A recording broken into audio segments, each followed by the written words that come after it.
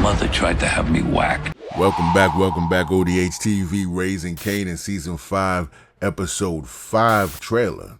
This is actually the mid-season finale. There's going to be a break between this and Episodes 6, 7, and 8. And this episode is entitled School of War, and the synopsis reads as follows. Rock and Marvin navigate a precarious situation. Kanan and Breeze deepen their partnership, and Jukebox hatches a plan.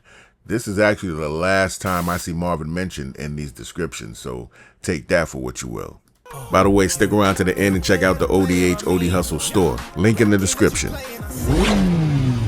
We'll get back to the trailer in 1 second. I just want to talk about something that happened last episode. Remember when Breeze and Kanan were talking, and Breeze told Kanan that DEFCON got with his mother before he got with Kanan's mother, meaning Rock, and so now they brothers, they blood brothers.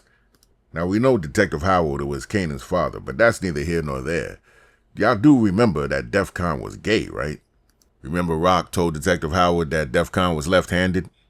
Because I'm seeing a lot of comments saying, oh, this is crazy, they brothers now. I don't see it. The dude was gay and paid Rock to stay around to keep up appearances so he didn't look like he was. Anyway, you can see a complete breakdown of that episode on my channel. I'm going to leave a link right here on the screen and one on the description. This is that manipulation I was talking about, and I think a lot of this Kanan starts to figure out, and I think this is one of the reasons why he let Tommy and Ghost take Breeze out. And the way this show goes, he probably manipulates Ghost and Tommy and talks them into taking Breeze out. However, let's get back to the trailer. Your mother tried to have me whacked. Do what you gotta do. So we saw during last week's Wild episode, Marvin hired some hitters from Memphis. Should have done it himself. I don't know why he hired these clowns, but either way, the one with the big fat one with the hat, he betrayed him and knocked off the other two hitters and then went and told Stefano what the plan was, and then they took him out. It knocks him off. And that's where we are now because Stefano sent Marvin's hitter's hat to him at Club Vu, letting him know that I know you tried to take me out. So if Kanan is talking to Stefano, that's him saying, yeah, go ahead, do what you got to do. I don't really care anymore. You have no boundaries. That's the problem.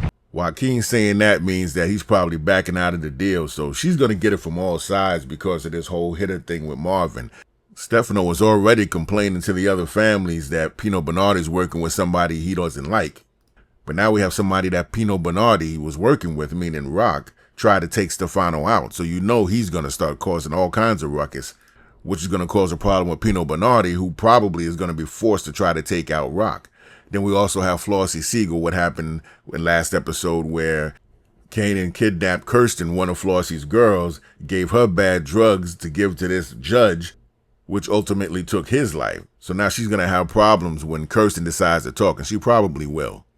So when Flossie finds out, that's going to be another problem because Flossie doesn't play. She's also a daughter of an old gangster who also said in last episode she likes violence when it makes sense, and this would make sense.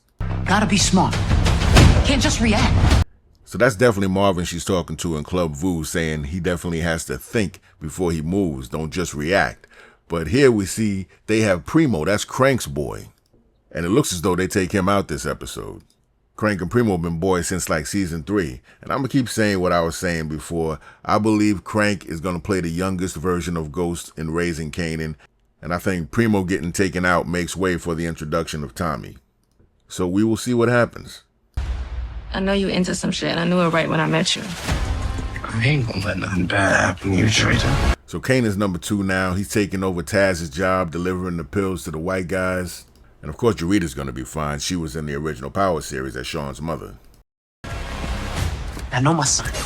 He ain't finished fucking. We've been seeing this part of the trailer for a little while now.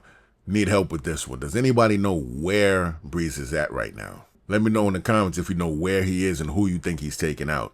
Because right before he does what he does, he exposes his face. Seems kind of personal. And Kanan makes a comment in the next part of this clip where he says, sometimes business and personal get all crossed up.